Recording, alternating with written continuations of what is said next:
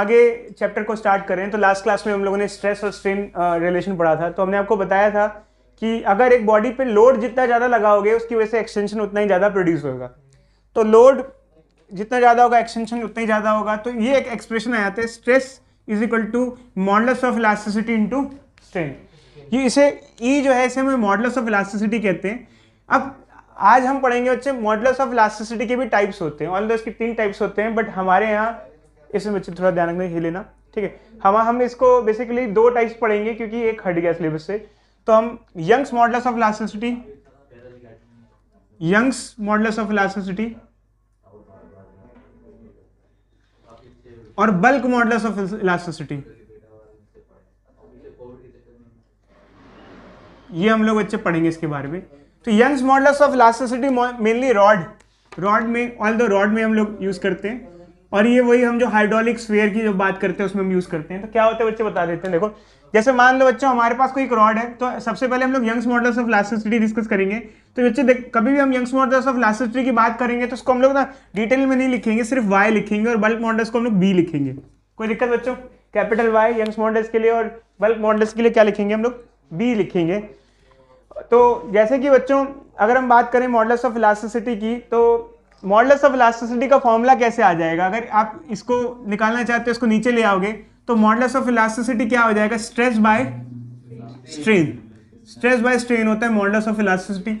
अगर हम किसी रॉड की बात करें, मान लो एक रॉड पे मैं लोड लगा रहा हूँ, चाहे वो लोड कंप्रेशन क्रिएट कर रहा है, चाहे वो लोड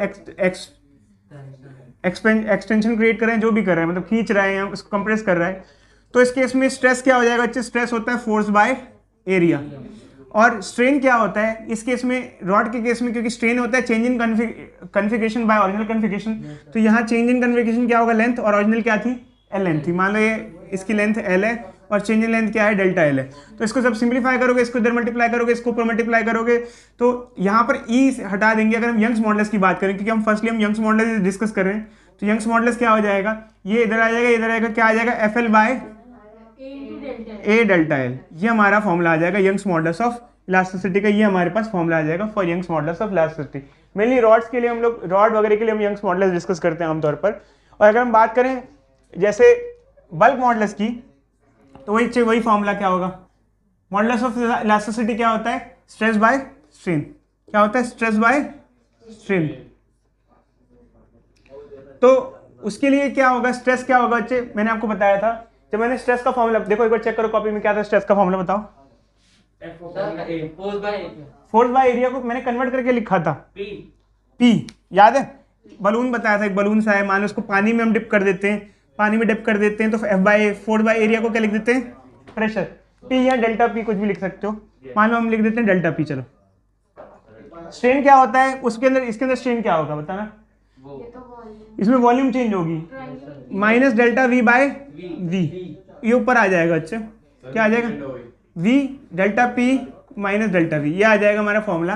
तो ये हमारा बल्क मॉडुलस ऑफ इलास्टिसिटी का फॉर्मूला है। कोई डाउट बच्चों? लिख लो इसको जल्दी से।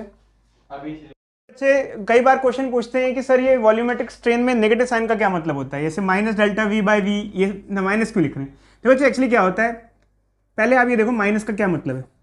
डेल्टा वी क्या होता है? Final minus initial. अब क्या होगा जब आप किसी चीज को कंप्रेस करते हो, तो इसमें से कौन बड़ा होगा? फाइनल बड़ा होगा, इनिशियल बड़ा होगा? कंप्रेस करने के बाद पहले ज्यादा था, कंप्रेस कर दिया, अब क्या हो गया? कम हो गया। अगर ये वैल्यू बड़ी है और ये छोटी है, तो ये ओवरऑल पॉजिटिव आएगा, नेगेटिव आएगा?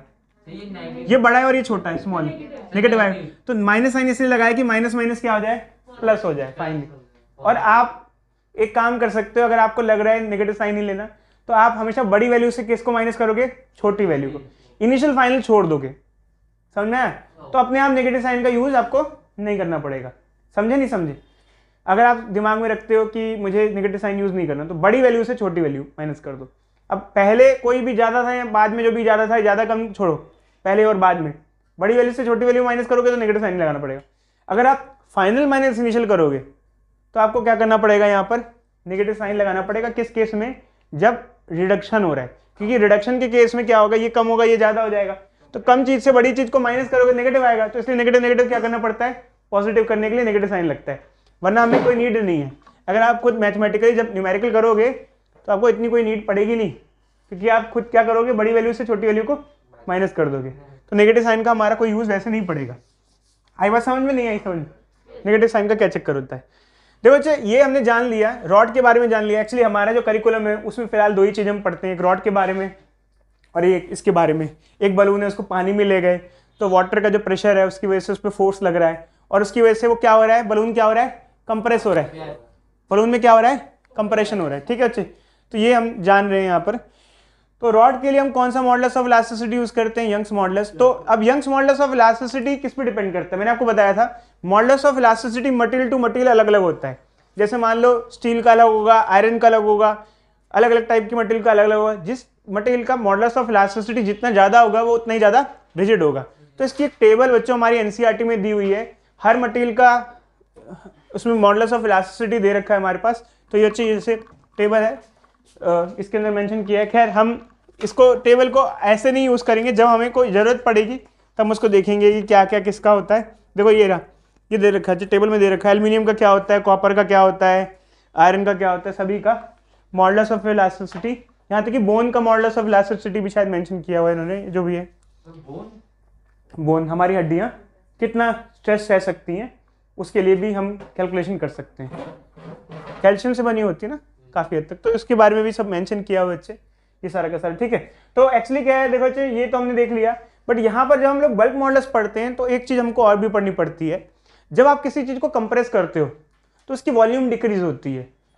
वॉल्यूम तो डिक्रीज होती है बच्चे, बट उसकी डेंसिटी इंक्रीज होती है। अब ये क्या चक्कर है, देखो बच्चे डेंसिटी होता है मास बाय वॉल्यूम।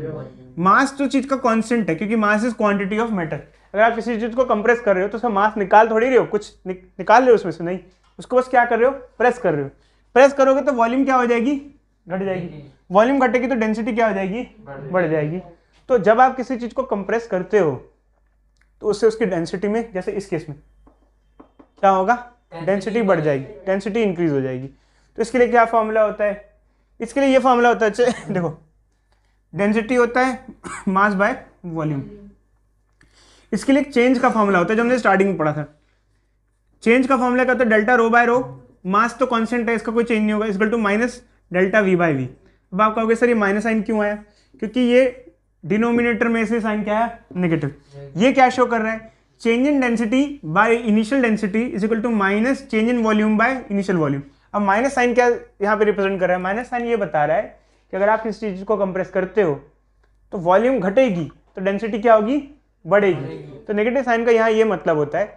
तो आप जैसे मान लो कोई क्वेश्चन है तो हम आपको उसमें डेंसिटी के बारे में भी कुछ चीज़ पूछ सकते हैं कि मान लो मैंने एक चीज़ को कंप्रेस किया, ठीक है, कंप्रेस किया, तो अब उसकी डेंसिटी कितनी हो गई, बाद में कंप्रेशन किया तो उसकी डेंसिटी कितनी हो जाएगी। डेंसिटी के बारे में भी मैं आपसे क्वेश्चन पूछ सकता हूँ उस चीज़ के बारे में, समझ रहे हो बच्चे। तो ये फॉर्मूले हैं बच्चों। अब हम एक काम करते हैं, सीधे सीधे न्यूमेरिकल्स पे आ जाते हैं, क्योंकि एक्चुअली क्या है, फॉर्मूला तो ठीक है बट उसको यूटिलाइज कैसे करना है, पुट कैसे करना है, ये हमें क्वेश्चन सिखाते हैं। बैक एक्सरसाइज पे आ जाते हैं, ठीक है। हमारे पास 2 क्वेश्चंस हैं जो कि एनसीईआरटी के बैक एक्सरसाइज से है। ये 9.5 है बैक का और ये 9.7 है बैक का।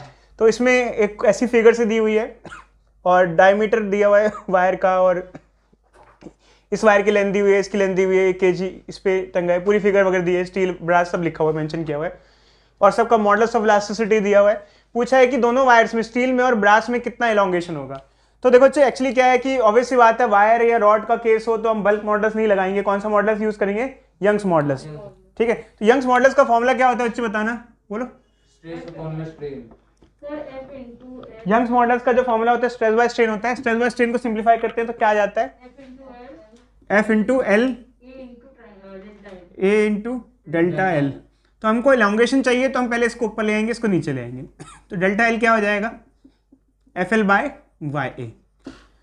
तो अब हम वैल्यूज पुट करेंगे, तो ऐसे हमें ये दोनों का अलग अलग निकालना है। तो अगर मान लो मुझे डेल्टा एल निकालना है किसके लिए, स्टील के लिए, तो मैं force on steel wire, length of steel wire, Young's modulus of steel wire and area of cross section. Area of cross section तो ऑल्दो दोनों का सेम ही मेंशन किया हुआ है, तो हम पुट कर देंगे। ठीक है, क्या क्या कैसे कैसे निकलेगा बच्चों, स्टील वायर पे फोर्स कितना होगा। अब सबसे पहले बच्चे यहाँ मिस्टेक कर देते हैं, स्टील वायर, देखो स्टील वायर के ऊपर कितना फोर्स है, 4 लोग बच्चे सोचते हैं 4 किलो, नहीं, 4 किलो भी इसी पे है और 6 किलो भी इस पे, क्योंकि इसने सारा वेट नीचे का उठा रखा है। 4 + 6 10 किलो, 10 किलो मतलब कितना न्यूटन हो जाएगा, 100 Newton. Length of steel wire कितनी है 1.5 मीटर, ठीक है। यंग्स मॉडुलस क्या है दे रखा है हमको, पुट कर देंगे। एरिया ऑफ क्रॉस सेक्शन क्या लेते हैं बच्चों, देखो यहाँ रेडियस नहीं दिया, यहाँ क्या दिया है डायमीटर। अगर एरिया ऑफ क्रॉस सेक्शन निकालना है तो पाई आर स्क्वायर यूज कर सकते हो या पाई डी स्क्वायर बाय 4 यूज करोगे अगर डायमीटर लोगे, तो आपको जैसा कन्वीनियंस हो बच्चे, क्योंकि आप लोग इतना मैथ्स में तो पढ़े हुए बच्चे कि कैसे एरिया निकालना है, क्योंकि वायर का क्रॉस सेक्शन कैसा होगा सर्कुलर होगा, ये वायर है इसका सर्कल होगा, सर्कल का एरिया कैसे निकालना है ये अच्छे से जानते हो, बट कुछ चीज़ों का ध्यान रखना, कन्वर्जेंस करने पड़ते हैं। जैसे सेंटीमीटर को सेंटीमीटर में छोड़ दिया तो काम नहीं चलेगा, तो सेंटीमीटर को सेंटीमीटर स्क्वायर में कन्वर्ट करोगे तो कैसा होगा 1 सेंटीमीटर स्क्वायर 10 की पावर -4 मीटर स्क्वायर होता है। तो कन्वर्जन कर लेना भाई, ढंग से कर लेना, या तो पहले ही कन्वर्ट कर लेना या बाद में कन्वर्ट कर लेना, जैसे भी कर लेना बट कन्वर्ट कर लेना, क्योंकि कुछ मिस्टेक की तो भैया पूरा गया, आंसर नहीं आया सही तो गया पूरा। तो ये वैल्यूज पुट कर देंगे बच्चों, आंसर आ जाएगा। अब इसके लिए थोड़ी कैलकुलेशन में मानता हूँ थोड़ा टाइम भी लगेगा, ठीक है, बट आप लोग कर सकते हो। अगर हमको ये ब्रास के लिए करना हो तो हम फिर से यही फॉर्मूला लगाएंगे, क्योंकि हमें क्या निकालना है इलॉन्गेशन। इलॉन्गेशन क्या होता है डेल्टा एल, डेल्टा एल क्या होता है इलॉन्गेशन होता है brass wire.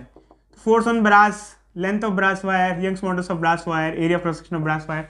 Force on brass wire कितना है, ब्रास वायर 6 kg लग रहा है, तो उसके कितना लेंगे 6 किलो। तो देखो मास अगर 6 है तो फोर्स क्या हो जाएगा mg, क्या होता है mg मतलब मास को 10 से डिवाइड कर देंगे, क्या आ जाएगा 60 न्यूटन, इस पे आ जाएगा 60 न्यूटन का वेट लग रहा है।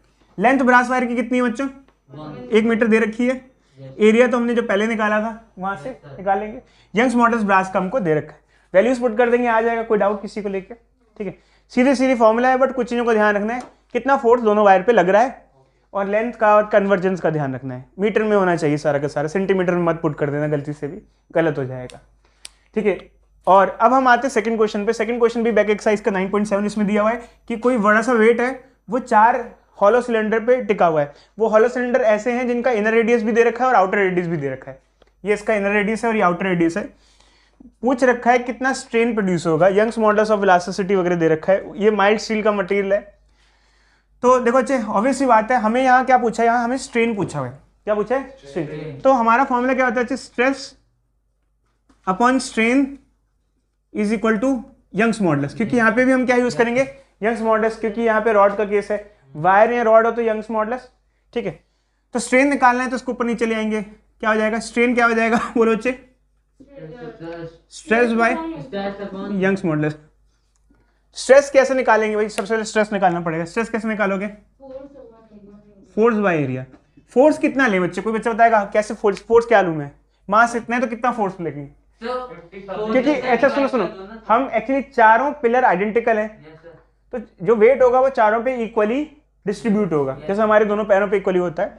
तो देखो जब फोर्स लेना है पहले तो वेट कितना हो जाएगा, ये तो मास है, वेट कितना होगा mg, इसका कितना फोर्स लग रहा होगा डाउनवर्ड m, इसको 10 से मल्टीप्लाई कर देंगे, कितना आ जाएगा 50, 4 जीरो थे एक और जीरो लग जाएगा, ठीक है। अब हर एक पे कितना आएगा अपॉन 4, ये हर एक पे आएगा। 50 को अगर 4 से डिवाइड करोगे तो कितना आएगा बच्चे, 50 को 125 और 4 जीरो 125 1 2 3, हर एक पिलर पे इतना न्यूटन का फोर्स लगेगा, क्योंकि टोटल इतना था, हर एक पे इतना लगेगा। तो देखो बच्चे एक्चुअली क्या है कि हमें स्ट्रेस निकालना है, तो स्ट्रेस क्या होता है फोर्स बाय एरिया। फोर्स आ गया हमारे पास सबका, मतलब सबका मतलब हर एक का सेम ही रहेगा। एरिया कैसे निकालेंगे बच्चों, हम जब 10th क्लास में थे तो हमें ऐसी फिगर्स दी होती थी कि ये ऐसा है और ऐसा, शेडेड रीजन का एरिया निकालो। कैसे निकालते थे हम लोग शेडेड रीजन का एरिया,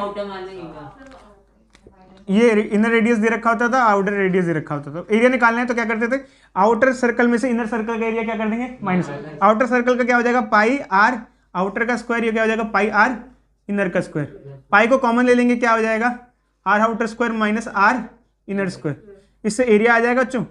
तो एरिया देखो जो टाइम, हर चीज में टाइम लगेगा, मैं बता रहा हूँ काफी कैलकुलेशंस हैं भैया। सेंटीमीटर को मीटर में कन्वर्ट करना पड़ेगा आपको, एरिया निकालोगे टाइम लगेगा काफी खास। यहाँ पुट करोगे फोर्स निकालिए, एरिया निकालिए, स्ट्रेस आ गया, स्ट्रेस को पुट करोगे, यंग्स मॉडुलस पुट करोगे, क्या आ जाएगा स्ट्रेन आ जाएगा। कोई डाउट बच्चों, बोलो बोलो बोलो। टाइम लगेगा बट इसे आराम से कर लेना। कंसेप्ट समझ में आया या नहीं आया ये बताओ।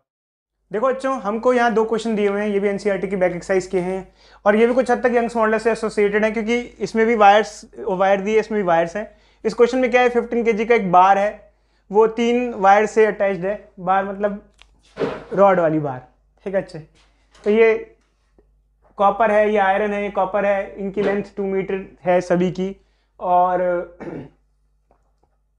पूछा गया determine the ratio of diameter to have same tension. इन तीनों में सेम टेंशन है, उसके लिए क्या डायमीटर का रेशियो होना चाहिए, और ये सब दे रखा है। तो कई बार बच्चे देखते हैं, क्योंकि उनको लगता है कि बेसिकली जो हमारा फॉर्मूला होता है इससे बहुत ज़्यादा अलग क्वेश्चन है और समझ में कुछ नहीं आता, क्योंकि ना यहाँ यंग्स मॉडल्स की बात की गई, ना स्ट्रेस की बात की गई, ना स्ट्रेन की बात की गई। देखो बच्चे, इसको ना थोड़ा ढंग से समझते हैं, क्योंकि ये थोड़ा अंडरस्टैंडिंग का क्वेश्चन है, फॉर्मूले के बेसिस पे वाला क्वेश्चन नहीं है कि फॉर्मूला हुआ, पुट किया और आंसर निकाला। ये है क्या, देखो बच्चे, एक्चुअली क्या होता है, जैसे सीरीज और पैरेलल कॉम्बिनेशन हम रजिस्टर्स में पढ़ते थे, ऐसे वायर्स में भी सीरीज और पैरेलल कॉम्बिनेशन होता है। तो फिर से रिपीट कर रहा हूँ, जैसे रजिस्टर्स में सीरीज और पैरेलल होता था, ऐसे ही वायर्स में भी सीरीज और पैरेलल कॉम्बिनेशन देखने को मिलता है। सीरीज क्या होता है और पैरेलल क्या होता है? देखो बच्चे, एक वायर है, उसके बाद कंटिन्यूएशन में एक वायर और लगी हुई है, इसे कहते हैं सीरीज। क्या कहते हैं? सीरीज। बीच में कोई मास अटैच नहीं है, बस 2 वायर्स हैं। मान लो एक वायर है आयरन की और एक कॉपर की। जब 2 वायर सीरीज में लगी हुई हो और बीच में कोई मास ना हो, यहां कोई मास नहीं हो, दोनों पे सेम लोड लगेगा, क्योंकि इस पे भी नीचे वाला लोड लगा हुआ है। मान लो वायर का खुद का कुछ मास नहीं है, इसमें हमें ये मानना पड़ता है कि वायर का खुद का कोई मास नहीं है, ना के बराबर मास है, होता है वायर का मास। आयरन पे किसका लोड लग रहा है? मेनली इसका, और कॉपर पे भी किसका लग रहा है? इसका। दोनों वायर कैसी हैं? सीरीज कॉम्बिनेशन में। सीरीज कॉम्बिनेशन में लोड सेम रहता है, बट लोड तो सेम रहेगा, बट इलॉन्गेशन सेम नहीं होगी। क्यों? हो सकता है कोई वायर ज्यादा खिंच जाएगी और कोई वायर कम खींचेगी, हो सकता है। देखो बच्चे, जो वायर ज्यादा रिजिड होगी वो ज्यादा स्ट्रेच नहीं होगी, ठीक है। तो ये सीरीज कॉम्बिनेशन हुआ। अब ये फिर पैरेलल कॉम्बिनेशन क्या होता है? अगर 2 वायर ऐसे लगी हुई हूं तो इसे कहते हैं पैरेलल कॉम्बिनेशन। पैरेलल कॉम्बिनेशन में दोनों वायर पे लोड डिफरेंट होता है। जैसे हम लोग सीरीज पैरेलल रजिस्टर में पढ़ते थे ना, सीरीज में करंट सेम होता है, पैरेलल में वोल्टेज सेम होती है। पढ़ा है ना बच्चों आप लोगों ने? 10th क्लास में शायद पढ़ा हो, मैं भी थोड़ा बहुत मैं भी पढ़ लिया हो, दिख गया हो कुछ, मैं भी हो सकता है कुछ देख लिया आपने, ठीक है, ठीक है। और इलॉन्गेशन क्या रहेगी इसमें? सेम रहेगी।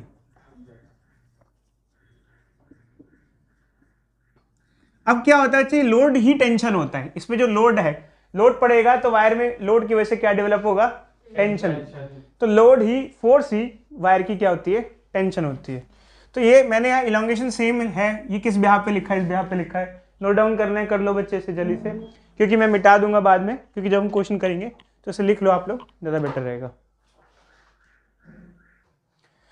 देखो भाई, जैसे कि ये आप लोगों ने लिख लिया होगा, तो अब हम थोड़ा सा आगे देखते हैं इसको क्या है।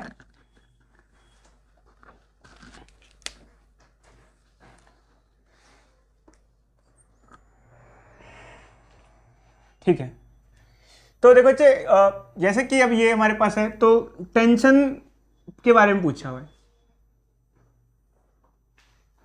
और डायमीटर वगैरह का रेशियो पूछा हुआ है हमसे, सेम टेंशन हो। तो एक काम करते हैं, अच्छा इसका फॉर्मूला हम लोग लिख के देखते हैं, फॉर्मूला क्या होता है, क्योंकि एक्चुअली क्या है, सबसे पहले हमारे दिमाग में आता है कि क्या क्या फॉर्मूले में क्या क्या लगा सकते हैं। तो हमारे पास एक फॉर्मूला था, y इज इक्वल टू क्या था बच्चे बताना? FL बाय ए डेल्टा है, ये फॉर्मूला था। हम चेक करेंगे क्या ये लग सकता है, कैसे लग सकता है, क्या नहीं है। तो देखो बच्चे, अगर हमें कॉपर के लिए लगाना है तो मैं C लिख देता हूँ। एरिया क्योंकि शायद दोनों आइडेंटिकल है, मे बी ऐसा दिया हुआ है, मे बी दिया हुआ है शायद, हाँ नहीं एरिया अलग होगा, सॉरी, क्योंकि रेशियो ऑफ डायमीटर पूछा हुआ है ना इसमें, तो एरिया अलग अलग होगा। एरिया ऑफ कॉपर AC हो गया। डेल्टा एल दोनों का सेम होगा, क्योंकि इलॉन्गेशन क्या है? सेम होगी। फोर्स ही टेंशन है, फोर्स की जगह क्या लिख दूंगा? टेंशन, क्योंकि जो फोर्स लगता है उसकी वजह से वायर में टेंशन प्रोड्यूस होती है। और लेंथ दोनों की क्या है बच्चों? सेम है, लिखा 2 मीटर ईच। ये किसके लिए हुआ? For copper. ऐसे अगर मुझको उसके लिए लिखना है तो मैं आयरन के लिए लिख लूंगा। आयरन के लिए क्या लिख दूंगा? F। फोर्स की जगह ये टेंशन, इसकी जगह टेंशन हो जाएगा। टेंशन क्या दे रखी है इस दोनों में? सेम टेंशन दी है, तो टेंशन मैंने टी लिख दी, लेंथ दोनों की सेम है, एरिया इसका क्या हो जाएगा एफ। ठीक है, ये सब समझ आ गया। चलो 2 फॉर्मूले बन गए। अब क्या करेंगे, इक्वेट विकेट करा दें या क्या इक्वेट करा, सर 2 मल्टीप्लाई नहीं होगा सर? क्यों बच्चे 2 सर वाई सिंगल क्योंकि सर कॉपर 2 है ना सर। टेंशन बच्चे देखो एक्चुअली क्या है, कॉपर 2 है उससे कोई फिलहाल मतलब नहीं है, क्योंकि टेंशन तो एक पे जितनी प्रोड्यूस हो रही है उसकी ली जा रही है ना। यहाँ एफ यहाँ टी क्या है, एक वायर पे, क्योंकि सभी में टेंशन क्या है सेम है, तो इसलिए मल्टीप्लाई नहीं होगी, टेंशन सभी तीनों में क्या है सेम है, ऐसा क्वेश्चन मेंशन किया। ठीक है, चलो अच्छा आगे बढ़ते हैं। तो एक काम करते हैं, डिवाइड कर देते हैं, इक्वेट करा देते हैं, कुछ भी डिवाइड कर देते हैं, चलो इक्वेट करा देते हैं, कुछ भी कर लेते हैं। टी एल कई बच्चों ने किया होगा, अच्छी बात है, ऐसे में कोई गलत नहीं है, बट आप लोग देख लो कैसे करना, क्या प्रॉपर मेथड क्या है। ठीक है, तो काट देते हैं, क्या क्या कट सकता है यहाँ पर, क्या क्या कटेगा बताओ। तो क्या बचेगा, क्या हमारे पास y c by y f is equal to a f by a c. ठीक है, एरिया क्या होता है पाई आर स्क्वायर, और डायमीटर की टर्म में लिखें तो पाई डी स्क्वायर बाय 4। ठीक है, तो एक काम करते हैं बच्चे, लिखते हैं इसको pi diameter of iron square by 4 pi. कोई नहीं बच्चे, डायमीटर का रेशियो पूछा है ना हमको। ठीक है, कोई नहीं अपने हिसाब से जैसा करना है करो यार, मैं इस तरीके से कर रहा हूँ। ठीक है, ये आ जाए बच्चे।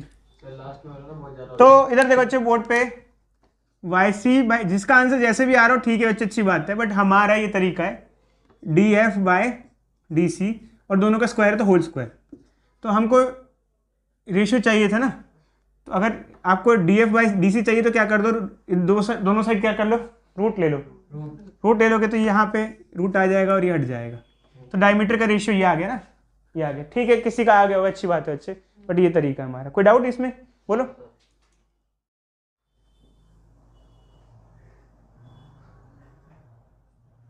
देखो बच्चों बोर्ड पे देखो, तो एक्चुअली क्या है कि एक क्वेश्चन हमें दिया हुआ है कि एक वायर से हमने कोई मास बांध रखा है जो कि 14.5 kg का है, इसको हम घुमा रहे हैं वर्टिकल सर्कुलर मोशन में। ध्यान रखना, हॉरिजॉन्टल सर्कल मोशन और वर्टिकल सर्कल मोशन में फर्क होता है, वर्टिकल ऐसे घूमता है और हॉरिजॉन्टल ऐसे घूमता है।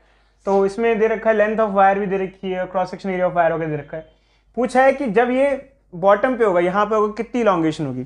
तो देखो जैसे अभी हम बहुत देर से कुछ क्वेश्चंस कर रहे हैं, हमने यंग्स मॉडल्स का फॉर्मूला देखा, क्या होता है F L by Y delta L, A delta L हो जाता है।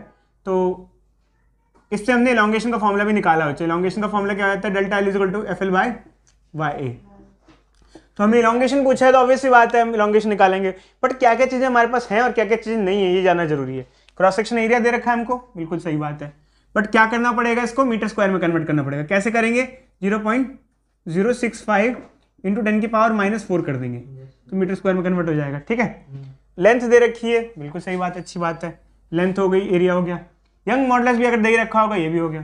क्या निकालना है बच्चों, फोर्स। क्या निकालना है, फोर्स। अब फोर्स आमतौर पे अगर ये घूम नहीं रहा होता, अभी तो घूम रहा है, तो सिर्फ फोर्स होता है mg, सिर्फ टंगा हुआ होता तो mg, बट ये घूम रहा है। अब घूमने के केस में क्या होता है बच्चे, हमने एक सेंट्रीपिटल सेंट्रीफ्यूगल फोर्स का कॉन्सेप्ट बताया था आपको, इस पे टेंशन, ये जो कि फोर्स जो टेंशन लग रही होगी टी और नीचे वेट है, ऑब्वियसली बात है अगर ये बॉडी सर्कुलर मोशन में घूम रही होगी तो टी ज्यादा होगा mg से, क्योंकि सर्कल पाथ में घूम रही है तो नेट फोर्स टुवर्ड सेंटर होगा, नेट फोर्स टुवर्ड सेंटर होगा, तो T minus mg centripetal force के बराबर होगा। मतलब सेंट्रीपिटल फोर्स मतलब M V square by R या एम ओमेगा स्क्वायर आर होता है। सेंट्रीपिटल फोर्स को बच्चे, सेंट्रीपिटल एक्सेलरेशन जो होती है उसको आप वी स्क्वायर बाय आर या ओमेगा स्क्वायर आर लिख सकते हो। अगर सेंट्रीपिटल फोर्स निकालना है तो इसमें मास को मल्टीप्लाई कर दो। मैंने यहाँ पर वी स्क्वायर बाय आर वाला फॉर्मूला नहीं लेके ओमेगा स्क्वायर क्यों लिया, कोई बच्चा बताएगा?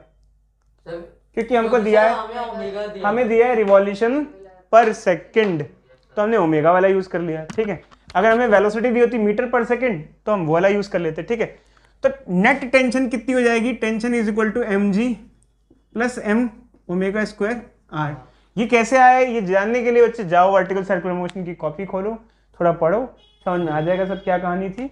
ठीक है, तो नेट टेंशन या नेट फोर्स ही हो जाएगा हमारा। तो नेट टेंशन क्या हो जाएगा, mg कितना बच्चे मास है, इसको 10 से मल्टीप्लाई कर देंगे, क्या हो जाएगा 145 न्यूटन। मास ऑफ बॉडी कितनी है 14.5। क्या ये ओमेगा है, 2 रिवॉल्यूशन पर सेकंड।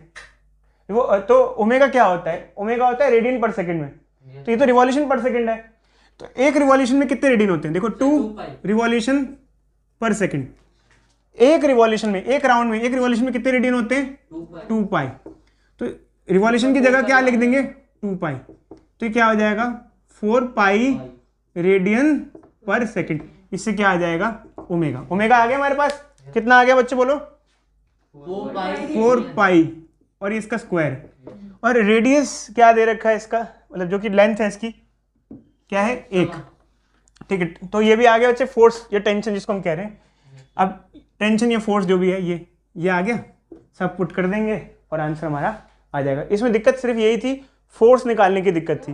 हाँ बच्चे बोलो। सर आपने रेडियस में लेंथ क्यों बुक की है? देखो यार, यहाँ जितनी वायर की लेंथ होगी ना वही तो रेडियस होगा अच्छा घूमने का।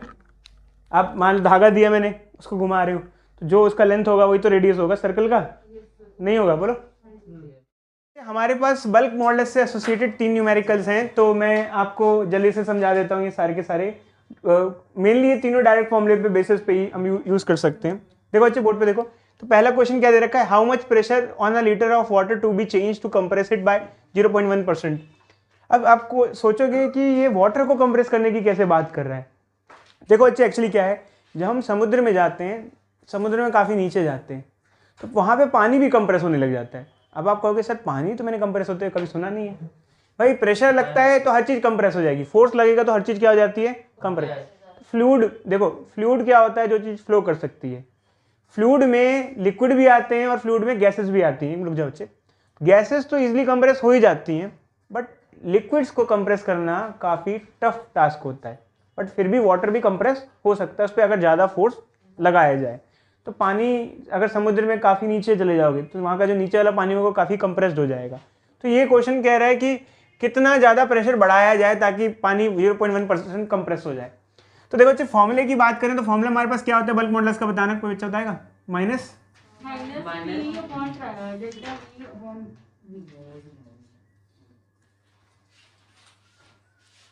ये मेरा फॉर्मूला है, ठीक है, हमारे पास फॉर्मूला है। तो देखो बच्चे यहाँ पर bulk modulus of water given होना चाहिए। हमें क्या निकालना है मेनली? प्रेशर चेंज, मतलब change in pressure, delta P, pressure difference निकालना है हमको, ठीक है। तो जो चीज़ निकालनी होती है उसको एक साइड ले लो, उसको उठा लो इधर। डेल्टा पी क्या आ जाएगा? V delta V by. Negative sign का कोई इतना सिग्निफिकेंस नहीं है, मैं बता रहा हूँ, वो तो हमारे, मैंने बताया था ना, हम लोग यूज़ करते हैं उसको अपनी तरफ से। तो भाई बल्क मॉडुलस हमको दिया हुआ होगा, अगर दिया होगा तो दिया होगा, नहीं तो बी लिख देते हैं। अब कंप्रेस पूछा हुआ है 0.1%, इसका क्या मतलब हुआ? कंप्रेस बाय 0.1, इसका मतलब delta we by V into 100, क्योंकि परसेंटेज में दे रखा है। क्या दे रखा है? परसेंटेज। ये कितना है? 0.1। तो डेल्टा वी बाई वी कितना हो जाएगा? 0.1 अच्छा परसेंट, सॉरी ये आ जाएगा, ठीक है। परसेंटेज में दे रखा है ना, परसेंटेज क्या होता है? Difference of value by value into 100, ऐसे ही परसेंटेज।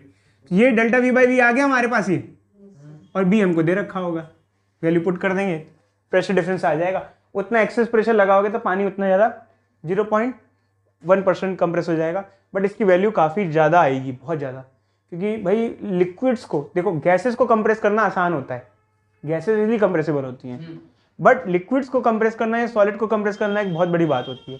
सॉलिड इजीली कंप्रेस नहीं होते हैं, लिक्विड्स भी नहीं होते हैं। सेकंड क्वेश्चन क्या दे रखा है बच्चों? हमारे पास कॉपर क्यूब है, उसकी साइड दे रखी है, उस पर हाइड्रोलिक प्रेशर इतना लग रहा है, कितना कंप्रेशन होगा?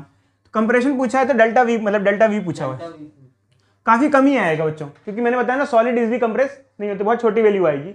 बट डेल्टा वी निकालना है, क्या करें? जिसको निकालना होता है उसको क्या करते हैं? बताओ बताओ बच्चे, उस साइड ले आते हैं। क्या आ जाएगा? डेल्टा वी का फॉर्मूला क्या आ जाएगा बताना? Delta V, V minus sign हटा रहे हैं बच्चे, माइनस साइन ले रहे हैं, ठीक है, ये निकालना है। तो इस क्वेश्चन में हमें क्या क्या दिया हुआ एक बार देख लेते हैं। वी क्या है? इनिशियल वॉल्यूम, क्या इनिशियली वॉल्यूम, वॉल्यूम निकाल लेंगे इसकी। वॉल्यूम देखो, साइड कितनी दे, 10 सेंटीमीटर, इसकी क्यूब कर देंगे। वॉल्यूम क्या होता है? साइड की क्यूब, बट क्यूब कर देंगे, इसको कन्वर्ट नहीं करना होगा, इसको सेंटीमीटर से किस में कन्वर्ट करना पड़ेगा? मीटर में। तो पहले काम करो, पहले इसको मीटर में कन्वर्ट करो, 0.1 मीटर, 1/10 या जो भी लिख दो, मीटर में कन्वर्ट करके इसकी क्यूब कर देना, ठीक है, आ जाएगा वॉल्यूम। वी आएगा नहीं आएगा बताओ बच्चे? आ जाएगा। आएगा ठीक है 10 की पावर -6। ठीक है। बल्क मॉडुलस अभी दिया नहीं है कॉपर क्यूब का, बल्क मॉडुलस दिया हुआ होगा क्वेश्चन में। और कितना हाइड्रोलिक प्रेशर, कितना एक्स्ट्रा प्रेशर लगा हुआ है, डेल्टा पी, ये डेल्टा पी दे रखा है, तीनों वैल्यू दे रखे हैं। और सर कॉपर का वो कैसे लिखते कॉपर का दे रखा होगा बच्चे, नहीं तो बल्क मॉडुलस नहीं दिया होगा तो हमारे पास टेबल में देख लेना, बट क्वेश्चन में दिया हुआ होगा। सर प्रेशर से सर 10 की पावर -6 लिखो, सही तो आंसर सही कट जाएगा। कोई नहीं बच्चे, आप कर लोगे ना। आप लोग देखो, हमारा काम सिर्फ फॉर्मूला कैसे लगाना ही है, कैलकुलेशन करना आपका काम है। मैथमेटिकल कैलकुलेशन कर लोगे, क्या पूछा है, क्या निकालना है, क्या फॉर्मूला निकालना है, ये सब चीजें हमें दिखानी है। ठीक है, चलिए ये समझ में आ गया आपको। दोनों क्वेश्चन बताओ जल्दी से, यस सर। कर लोगे। अब मुझे थोड़ा स्पेस चाहिए, मैं मिटा लूँ बच्चे साइड से कुछ भी, ये मिटा लेता हूँ। चलो आखिरी क्वेश्चन है बच्चे, आखिरी क्वेश्चन थोड़ा सा अलग है क्योंकि इसमें डेंसिटी के बारे में पूछा हुआ है। तो ये कह रहा है कि पानी जो होता है वो जब समुद्र के सरफेस पे होता है तो उसकी डेंसिटी दे रखी है, बट जो पानी सी के अंदर होगा, काफी नीचे होगा, वहां पानी कंप्रेस हो चुका होगा तो उसकी डेंसिटी चेंज हो गई होगी। तो कितनी डेंसिटी होगी पूछ रहा है। बॉटम कहाँ पे, वहां पर जहां पानी का प्रेशर क्या है 80 atm है। ठीक है, तो देखो बच्चे अब हमारे पास एक ही फॉर्मूला होता है। कौन सा फॉर्मूला होता है बल्क मॉडुलस का, कौन सा क्या होता है बताना। Sir minus delta sir minus ये होता है yes sir upon delta V. V. Upon delta V, but ये पूछ रहे डेंसिटी, क्या पूछ रहा है डेंसिटी। मैंने आपको एक फॉर्मूला भी बताया था इसका, delta we by v is equal to minus delta rho by rho. तो एक काम कर सकते हैं, इसकी जगह हम ये पुट कर देते हैं। अगर इसकी जगह ये फॉर्मूले में आ जाएगा तो ये फॉर्मूला हो जाता। आराम से पुट करके देखना बच्चों, अभी मत पूछना कैसे आया ऐसे मत पूछना, ये हो जाता है फॉर्मूला। डेल्टा वी की इसकी जगह डेंसिटी पुट कर देते भाई, वी की जगह देखो, वी की जगह डेंसिटी, डेल्टा वी की जगह डेल्टा रो। ठीक है, नेगेटिव साइन हट जाएगा। समझ में आया बच्चों कैसे फॉर्मूला पुट कर देंगे, आ जाएगा। तो बस अब हमारे पास वॉल्यूम की जगह डेंसिटी वाला फॉर्मूला आ गया। तो भाई देखो, इसमें हमें वाटर के बारे में पूछा और क्या पूछा है, डेंसिटी क्या होगी, डेंसिटी एट डेप्थ।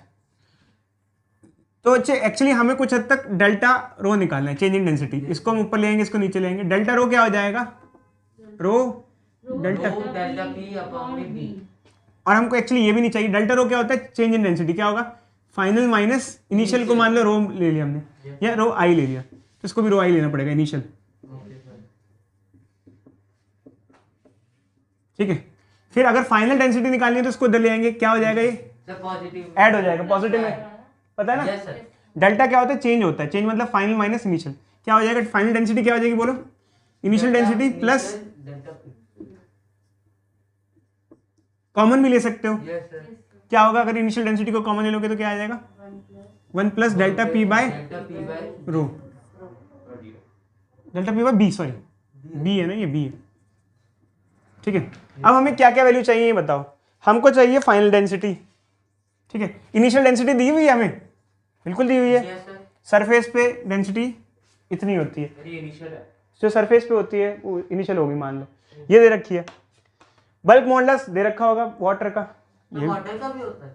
हाँ अच्छा, हर चीज़ का होता है, हर चीज़ का बल्क मॉडुलस हो सकता है, यंग्स मॉडुलस हो सकता है। यंग सॉलिड्स के लिए होता है, बल्क मॉडुलस फ्लूइड्स के लिए डिफाइन करते हैं आमतौर पर। सर निकालते कैसे? हमको नहीं निकालना है यार, हमको टेबल दी होती है, हमको कुछ नहीं निकालना, हमको सब टेबल एनसीईआरटी में टेबल मेंशन की है, सब दे रखा है। ठीक है, बाकी एक्सपेरिमेंटली निकालते हैं। अगर जब कभी रिसर्च करनी होती है, वैल्यू निकालनी होती है साइंटिफिकली, तो वो उसके लिए एक्सपेरिमेंट किए जाते हैं। ठीक है, अब देखो डेल्टा पी क्या होगा, दे तो रखा है, कितना प्रेशर बढ़ाया हमने, 80 atm। atm प्रेशर की यूनिट होती है। देखो जब प्रेशर की यूनिट पास्कल होती है, आज तक आपने पढ़ा होगा, पर जब हम फ्लूइड्स पढ़ेंगे तो आपको ये भी बताएंगे atm भी प्रेशर की यूनिट होती है। तो एक atm में कितने पास्कल होते हैं हमें पता है, तो हम atm में पुट नहीं करेंगे, इसको पास्कल में कन्वर्ट कर लेंगे और पास्कल में कन्वर्ट करके डेल्टा पी की वैल्यू पुट कर देंगे। अब तीनों वैल्यू पुट हो गई, फाइनल डेंसिटी आ जाएगी या नहीं आ जाएगी बोलो। ठीक है, पर ध्यान रखना atm में मत पुट करना प्रेशर को।